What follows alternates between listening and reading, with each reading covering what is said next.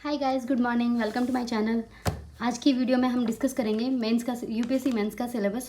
जो किसी स्टूडेंट ने मुझसे पूछा था कि मैम सिलेबस के रिगार्डिंग एक वीडियो बनाइए, तो यहाँ मैं आपके साथ शेयर करने वाली हूँ मेंस के सिलेबस के लिए कि मैंने ये कहाँ से डाउनलोड किया है, हम इजीली कहाँ से डाउनलोड कर सकते हैं और उसके अकॉर्डिंग हमें कैसे अपना स्टडी प्लान करना चाहिए।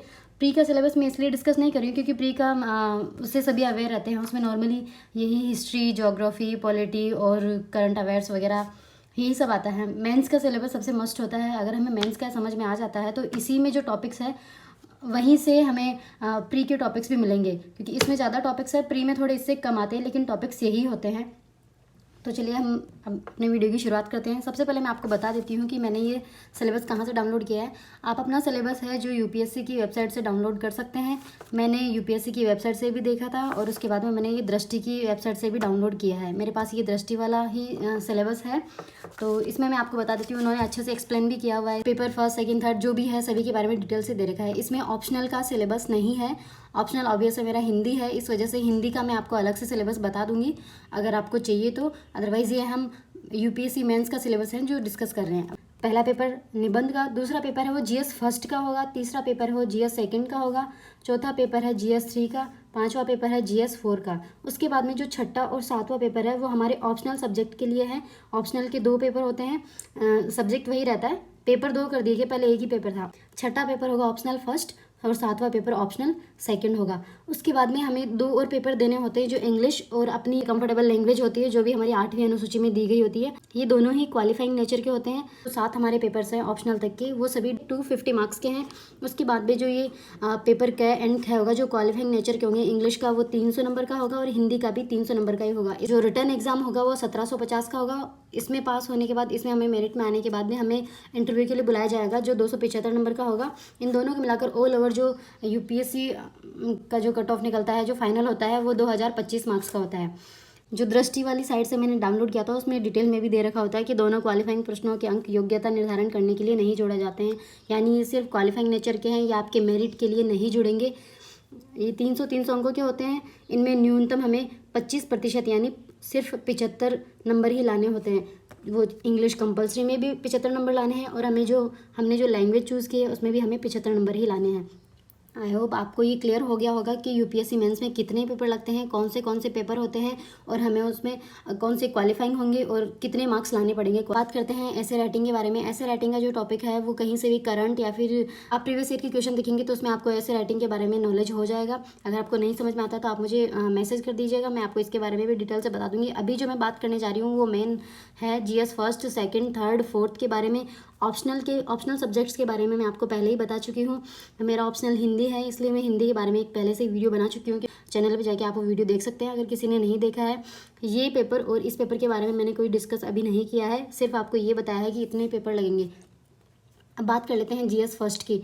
जीएस फर्स्ट में आप ब्रीफ में दे रखा है कि इसमें क्या क्या आएगा। इसमें भारतीय विरासत, संस्कृति, विश्व का इतिहास, भूगोल तथा समाज, यानी इसमें हमारे अगर देखा जाए तो हिस्ट्री पूछी जाएगी तीनों टाइप की, ये वर्ल्ड एंशिएंट मिडिवल, और इसमें हमें ज्योग्राफी मिलेगी और समाजशास्त्र है वो सब्जेक्ट मिलेगा। दूसरा है जीएस सेकंड, इसमें पॉलिटी से रिलेटेड क्वेश्चन आएंगे और आईआर से रिलेटेड क्वेश्चन आएंगे। आप देख लीजिए, पॉलिटी के सारे टॉपिक्स हैं और ये आईआर है। पेपर 3 है, इसमें ये साइंस एंड टेक और एनवायरनमेंट ये वाला टॉपिक है। मेन जो जिसको हम समझते हैं वो टॉपिक्स यहाँ ऐसा दे रखा है। और जीएस 4 में ये एथिक्स वगैरह है, इसके बारे में क्वेश्चन पूछे जाएंगे। अब हम इसका एक्सप्लेन करके देख लेते हैं। अंदर इन्होंने एक्सप्लेन भी किया हुआ है कि जीएस फर्स्ट में जो टॉपिक्स है कौन से टॉपिक है, क्योंकि हम बुक्स में पढ़ते जाते हैं, बहुत अथाह दिया हुआ रहता है, लेकिन हमें एक्चुअल में सिलेबस देखने के लिए इसीलिए कहा जाता है ताकि हमें जो टॉपिक दिया गया है पर्टिकुलर उसी टॉपिक से रिलेटेड जो सिलेबस में दे रखा है उस पर हम ज़्यादा गौर करें। तो अब ये देखिए, इसमें दे रखा है पेपर फर्स्ट, इसमें दे रखा है निबंध लिखना होगा, इसमें अपने विचारों को अभिव्यक्ति की जाती है, ये सब उसमें डिटेल से दे रखा है। मैंने ये दृष्टि की वेबसाइट से ही डाउनलोड किया है। अब मैं बात कर लेती हूँ जीएस फर्स्ट की, जो हमें सभी की क्वेरी होती है कि क्या क्या पढ़ना है। ये हिस्ट्री, पॉलिटी, ज्योग्राफी, इकोनॉमिक्स ये तो सभी को पता रहता है, लेकिन इसके अलावा भी कुछ और सब्जेक्ट होते हैं, तो वो कौन से पेपर में आते हैं, किस में इंक्लूड किए गए हैं, तो उसी के बारे में हम बात करेंगे। पेपर फर्स्ट है, पेपर फर्स्ट के बारे में मैंने आपको बताया था। हिस्ट्री है और ज्योग्राफी इसमें ऐड की गई है और कला और संस्कृति को भी इसमें ऐड किया गया है। तो जीएस फर्स्ट में देखिए ये दे रखा है प्राचीन काल से आधुनिक काल तक, यानी एंशंट हिस्ट्री के बारे में बताया गया है। और ये इसमें आगे जो 18वीं शताब्दी थी, उसमें जो भी महत्वपूर्ण घटनाएं हुई उनके बारे में बताया गया है। यानी जब हम स्पेक्ट्रम वगैरह पढ़ेंगे, स्वतंत्रता संग्राम स्पेक्ट्रम से हम कवर कर सकते हैं। और ये जो बाकी के टॉपिक है मैंने एंशिएंट जैसे एनसीईआरटी आपको बताया था, एनसीईआरटी से कवर करेंगे। तो हमें उसमें सारा एक बार के लिए हमें सभी कुछ पढ़ना पड़ेगा, क्योंकि पहली बारी में हमें समझ में नहीं आएगा कि कौन सा छोड़ना है और कौन सा हमें देखना है। उसके बाद जब हम सिलेबस को बार बार देखते जाएंगे तो हमें समझ आ जाएगा, और हम जो PYQs देखेंगे उससे भी हमें समझ में आ जाएगा कि कौन से टॉपिक से क्वेश्चन पूछे जाते हैं। उसके बाद इसमें दे रखा है ये हिस्ट्री, यानी वर्ल्ड हिस्ट्री के बारे में भी दे रखा है। मैंने वर्ल्ड हिस्ट्री के बारे में आपको कोई बुक सजेस्ट नहीं की है, तो मैं आपको बता देती हूँ। इसमें मैंने विज़न की जो नोट्स है वर्ल्ड हिस्ट्री से रिलेटेड मैंने वही किए हैं। अभी पिछले कुछ सालों में देखा गया है कि वर्ल्ड हिस्ट्री के जो क्वेश्चंस हैं वो ट्रेंड में नहीं है, तो इसे आप अगर प्री के एग्ज़ाम के बाद में भी अगर थोड़ा बहुत देखेंगे तो आपका मुझे लगता है हो जाएगा। तो सबसे जो मेन होता है वो एंशिएंट, मेडिवल, मॉडर्न और कला और संस्कृति और ज्योग्राफी, यही सब्जेक्ट होते हैं। अब आगे बात करते हैं, ये वर्ल्ड हिस्ट्री के ही टॉपिक्स हैं। और उसके बाद ये दे रखा है भारत की समाज की विविधताएं, ये सब दे रखा है। यानी सोशियोलॉजी के बारे में बात की गई, जिसमें महिलाओं की भूमिका के बारे में बताया गया है। ये जो टॉपिक है मैं 11th और 12th की NCERT से कवर कर रही हूँ, क्योंकि उससे मेरा बेसिक हो जाएगा। और इस टॉपिक से रिलेटेड जो क्वेश्चन पूछे जाते हैं वो करंट में जो चल रहा है उसके बिहाफ पे पूछे जाते हैं। आपको जो बेसिक नॉलेज चाहिए या फिर उससे जैसे हमें क्वेश्चन पूछा जाता है उसमें हमें पीछे का कुछ दिखाना होता है, तो आप इसमें 11th और 12th की जो NCERT है उससे कुछ एग्जाम्पल्स ले सकते हैं, वहाँ से कुछ उठा के लिख सकते हैं। अब बात करते हैं ज्योग्राफी की। ये ज्योग्राफी के टॉपिक्स यहाँ ज्योग्राफी के टॉपिक्स आ गए हैं, जहाँ पे हमें वर्ल्ड की ज्योग्राफी भी होगी और इसमें प्राकृतिक संसाधन वगैरह, भूकंप, सुनामी, ये सब भी इसमें सब कुछ कवर किया जाएगा। मैं ज्योग्राफी है जो NCERT से कवर कर रही हूँ। 6th को छोड़ के मैं 7th से लेकर 12th तक की जो भी NCERT है मैं वो कवर कर रही हूँ। 7th, 8th, 9th, 10th ये मैं ब्रीफ में देखूँगी। 11th और 12th की जो NCERT है वो मैं अच्छे से कवर करूँगी, क्योंकि मेरा ज्योग्राफी बहुत वीक है। तो मैं ज्योग्राफी एक बार NCERT से कवर कर लूँगी, उसके बाद में किसी स्टैंडर्ड बुक या फिर किसी नोट्स पे रिलाई करूँगी। उसके बाद में हम नेक्स्ट जो टॉपिक है ये प्रश्न पत्र 3, इसका मतलब है GS सेकंड के बारे में बात कर रहे हैं। तो GS सेकंड में दिया गया है पॉलिटी के बारे में और IR के बारे में। आप देख लीजिए, इसमें शायद लाइटली दिख रहा होगा, मैं आपको दिखा देती हूँ। पॉलिटी और IR के बारे में बताया गया है। पॉलिटी सभी को पता है कि लक्ष्मीकांत से कवर करनी है, और IR हमें करंट से बहुत ही अपडेट रहना पड़ेगा। तो देखिए, पॉलिटी के जितने भी टॉपिक्स हैं हमें लक्ष्मीकांत में या हमारे सिलेबस में जितने लाइन टू लाइन टॉपिक्स हैं वो सारे ही पॉलिटी लक्ष्मीकांत बुक में कवर किए गए हैं बहुत अच्छे से। तो उससे बेस्ट बुक कुछ हो ही नहीं सकती, और सभी जितने भी टॉपर्स हैं वो सभी भी यही रिकमेंड करते हैं। और मैंने पर्सनली ये बुक पढ़ी है, एक बार, सिर्फ एक ही बार पढ़ा है। जब मैं अपनी स्टडी मैंने शुरू की थी तो उस टाइम मुझे एक बार ब्रीफ में ये सब कुछ देखना था। मैंने अपनी तैयारी अभी कुछ 2-3-4 महीनों पहले ही सीरियसली शुरू की है, लेकिन उससे पहले मैं एक बार थोड़ा थोड़ा पढ़ चुकी हूँ। ये पॉलिटी और IR से रिलेटेड हो जाएगा, और आप जो करंट करते जाएंगे उसी में आपका IR कवर होता जाएगा। जो मैपिंग करेंगे हम, करंट में जो भी मैपिंग से रिलेटेड क्वेश्चन होंगे, इंटरनेशनल रिलेशन से जो भी क्वेश्चंस आएंगे वो वही सभी टॉपिक्स इसमें पूछे जाते हैं। अब हम बात करते हैं पेपर 4 की। पेपर 4 में दिया गया है साइंस एंड टेक और एनवायरनमेंट के बारे में बात की गई है। तो इसमें और इकोनॉमिक्स है इसमें, तो ये इकोनॉमिक्स है। इकोनॉमिक्स के लिए मैं एक सफिशिएंट बुक है 11th या 12th की एक बुक है, मैं एक तो उससे कवर कर रही हूँ, माइक्रो और मैक्रो इकोनॉमी। और उसके बाद में मैं एक स्टैंडर्ड बुक है उस पर रिलाई कर रही हूँ। देखिए, ये बजट वगैरह भी दे रखा है, ये हमारा इसी पेपर में आएगा GS 3 में ही। ये जो बजट है ये अभी देखने की ज़रूरत नहीं है, ये हमारे करंट वाला पूछा जाता है तो हम वो कवर कर लेंगे। वो कहीं से भी कवर हो जाएंगे, वो दृष्टि की मैगजीन या फिर विज़न की जो मैगजीन है उससे कवर कर लिया जाएगा। इसके लिए अभी टेंशन लेने की ज़रूरत नहीं है। अभी हमें सिर्फ ऑप्शनल कवर करना है और जो हमारे बाकी के सब्जेक्ट हैं उन्हें कवर करना है।